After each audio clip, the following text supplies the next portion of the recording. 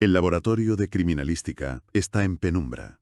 Hay un silencio casi total, solo roto por el clic metálico de una lámpara de escritorio. Y sobre la mesa, el único protagonista. Un documento. Un contrato bilateral de promesa de compraventa. La fecha. Año 2007. Nuestra misión es, bueno, es casi como realizarle una autopsia a este papel. Exacto. Pero no buscamos una causa de muerte. Buscamos una causa de vida. ¿Nació este documento de verdad en 2007, como dice? ¿O es una creación posterior? Un fraude, meticulosamente construido. Pues vamos a apagar las luces. El procedimiento comienza ahora. Mucha gente cree que la grafotecnia es solo analizar una firma, pero va mucho más allá, Es más complejo. mucho más. Es la arqueología del documento. Cada fibra, cada marca de calor, cada capa de tinta, todo cuenta una historia. Y el objetivo es leer esa historia en el orden correcto. Justo. Porque el papel, a diferencia de las personas, casi nunca miente. De acuerdo, pues. Vamos a desentrañar esto. A ver. Enciendo la lámpara de inspección. Ajá. No la coloco sobre el documento, sino a un lado, en un ángulo, casi paralelo al papel. Luz rasante. La luz empieza a bañar la superficie y es increíble. De repente, lo que parecía una hoja lisa se convierte en... En un paisaje. Sí, una topografía de relieves y sombras que empieza a revelar sus secretos. Y ahí está, lo primero. ¿Qué ves? En el ángulo superior derecho de los folios 18 y 19, veo dos perforaciones rectangulares, idénticas. Eso que estás empleando es, precisamente, la técnica de la luz rasante. ¿Ya? Es un método de iluminación forense que proyecta luz desde un ángulo muy, muy bajo. Casi horizontal. Claro, por eso se ven las texturas. Exacto. Exagera cualquier relieve superficial, por mínimo que sea. Hace visibles hendiduras, pliegues, alteraciones que con una luz directa, desde arriba, serían invisibles. Es como ver un paisaje montañoso al amanecer. Las sombras lo definen todo. Esa es la idea. Y estas perforaciones parecen contar su propia historia. Me acerco con el microscopio estereoscópico. A ver, ajusto el foco. Ya lo tengo. ¿Y qué te dicen las fibras? Pues que no tienen un corte limpio. Están como deshilachadas, empujadas hacia afuera, hacia mi lado de la hoja.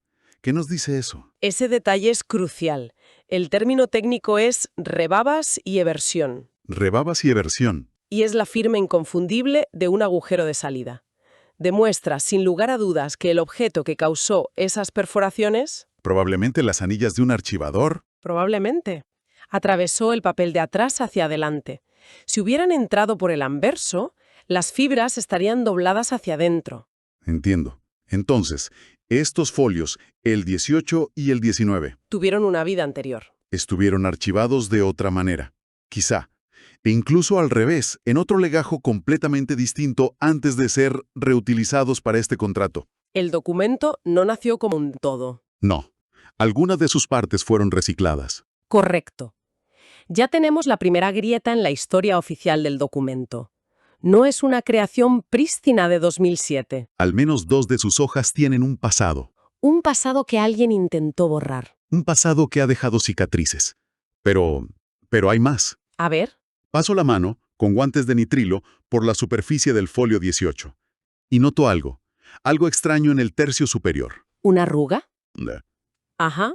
Se siente como si el papel hubiese sufrido, como si tuviera memoria de un trauma por calor.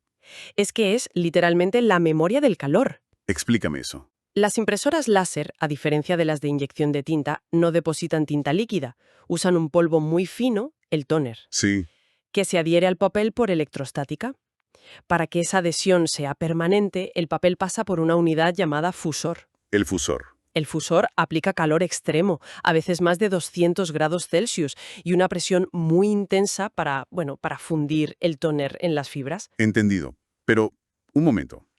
¿No podría esa crispación ser simplemente un defecto de fábrica del papel? O que se arrugó por la humedad, por ejemplo. Es una buena pregunta, la que haría cualquier abogado defensor. Claro. La diferencia está en el patrón. La humedad crea arrugas onduladas, amplias, suaves. Un defecto de fábrica sería más aleatorio, pero la contracción por calor, lo que llamamos deformación térmica, es muy, muy característica. ¿Cómo es? Es una crispación fina, quebradiza y muy localizada. Es a nivel de las fibras de celulosa, que se deshidratan y contraen de forma violenta. Ya veo. Bajo el microscopio es inconfundible. Es la reacción física inevitable cuando una hoja ya impresa se somete por segunda vez a ese infierno de 200 grados. Y aquí es donde se pone realmente interesante. El falsificador tuvo que ser consciente de este defecto. Lo vería, lo sentiría al tacto, es evidente. Desde luego. Pero lo aceptó. Decidió seguir adelante con esta hoja imperfecta. ¿Por qué? Esa es la pregunta clave. ¿Por qué arriesgarse con un papel dañado? Tan difícil era encontrar una hoja limpia.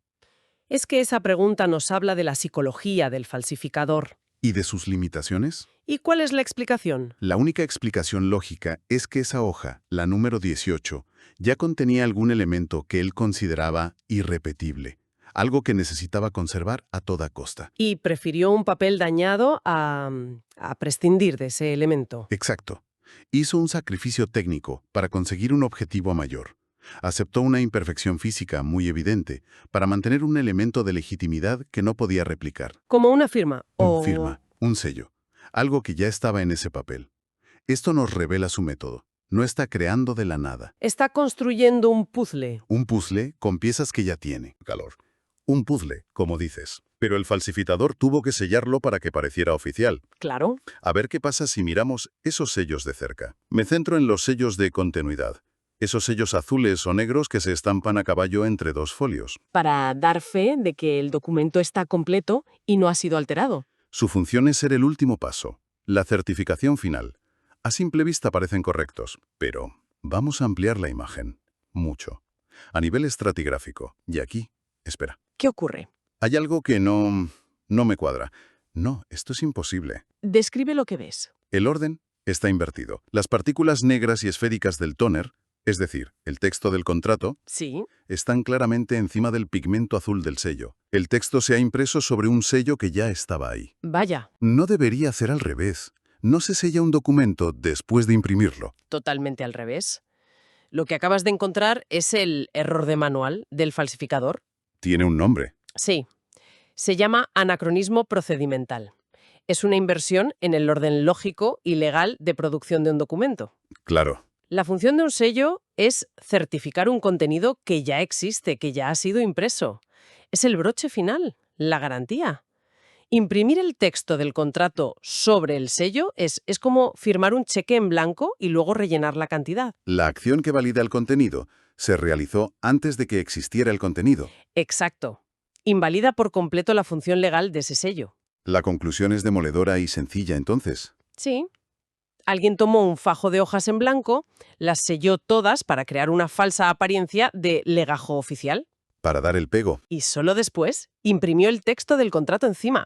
El sello no certifica el contrato. El contrato se ha impreso sobre una hoja que ya estaba sellada. Y si colectamos esto con lo que ya sabíamos, la historia se vuelve más clara y más oscura. Ya son 3 indicios muy potentes. 3 indicios que apuntan en la misma dirección. Primero, las perforaciones. Papel reciclado. Segundo, la deformación térmica. Una segunda impresión. Y ahora, los sellos, que demuestran una inversión total del procedimiento legal. Las piezas del puzzle del fraude empiezan a encajar. Y aún hay más. Un detalle que podría pasar desapercibido, pero que suma a la montaña de evidencias. ¿El qué? La arquitectura tipográfica. El documento parece uniforme, pero mi ojo está entrenado para estas cosas. ¿No lo es? ¿Diferencias? Sí. Al comparar el anverso del folio 18 con el reverso del 19, las letras no son iguales. Por ejemplo, en palabras como promitente, en el folio 18, las letras O son visiblemente oblongas, como aplastadas. Ajá. Sin embargo, en el reverso del 19, esas mismas letras O son perfectamente redondas. Es sutil, pero está ahí. Eso indica, con un alto grado de certeza, el uso de, como mínimo, 2 impresoras distintas. Claro. Cada modelo de impresora, cada cartucho, tiene sus propias peculiaridades microscópicas, su huella dactilar tipográfica. El falsificador no pudo mantener la coherencia. O no supo. Probablemente ensambló el contrato usando folios de orígenes diversos, impresos en momentos y con máquinas diferentes. Es lo que decíamos. Un rompecabezas documental. Un monstruo de Frankenstein hecho de papel. Un mosaico de engaños. Las perforaciones, el calor, los sellos, la tipografía, todo apunta en la misma dirección. Pero nos queda la prueba final, la más tensa, la firma.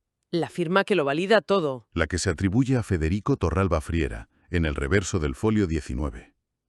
La he sometido a un análisis grafonómico exhaustivo, comparándola con una muestra indubitada. ¿Y el resultado? Y bien. Es el giro final de esta historia. La firma es auténtica. Auténtica. Sin ninguna duda. Es desconcertante. Después de todo esto, la firma es genuina. Pero ¿cómo es posible? He analizado los puntos de arranque, los levantamientos del útil, los cambios de presión. Posee una riqueza de características que coinciden a la perfección con la muestra de su cédula de identidad. Es su firma. Fue realizada por la mano de Federico Torralba Friera. Aquí es donde entra en juego el concepto de motricidad automática. Explícame. Una firma no es un dibujo que copiamos conscientemente. Es un gesto gráfico tan interiorizado a lo largo de los años que se convierte ¿En? en un acto reflejo, un conjunto de movimientos subconscientes que residen en el cerebro. Ya. Un falsificador puede intentar imitar la forma, el esqueleto, pero replicar esa velocidad, esa presión, esa espontaneidad, esa motricidad automática, es casi imposible. Por eso, una firma genuina tiene una vida, una energía que una falsificación no tiene. Y eso nos deja con la paradoja final. Tenemos una firma auténtica, un gesto incuestionable de la voluntad de una persona. ¿Sí? Pero esa firma descansa sobre un soporte documental que hemos demostrado, con múltiples pruebas, que ha sido forjado, manipulado y ensamblado fraudulentamente. ¿Y entonces qué? ¿Qué pesa más? ¿La firma real o el papel falso? Eso plantea una pregunta fundamental en la ciencia forense y en el derecho. ¿Puede un elemento auténtico validar un conjunto fraudulento? Es el argumento que usará la defensa. La firma es real, por lo tanto el contrato es válido. Sin duda. En el careo ante el tribunal me enfrenté a ese mismo debate. Me preguntaron si una firma auténtica no debería anular todas las demás sospechas. ¿Y qué respondiste? Mi respuesta fue clara. La grafotecnia moderna no se basa en un único hallazgo, por muy contundente que sea. Se basa en la convergencia de indicios. La suma de las partes. Exacto. Un solo indicio podría ser un error, una casualidad, pero 4 indicios concordantes y de naturaleza distinta, las perforaciones, el calor, los sellos y las tipografías, eso no es una casualidad. No es un error. Es la prueba irrefutable de un plan. Demuestran un método, una intención de engañar. La conclusión es fascinante y aleccionadora. A veces, la verdad no se encuentra en la pieza de evidencia más obvia o aparentemente más fuerte. Aunque parezca auténtica. Exacto. La verdad se halla en la historia que cuentan las cicatrices que la rodean. Una firma puede ser genuina, pero el papel sobre el que reposa puede narrar una historia mucho más profunda. Una historia de engaño. El contexto lo es todo. El contexto lo es todo. La firma es real, pero fue capturada quizá en una hoja en blanco y utilizada para dar vida a un documento que, en su totalidad, es una mentira. Juro que todo lo aquí expuesto es cierto. Juro que todo lo aquí expuesto es cierto.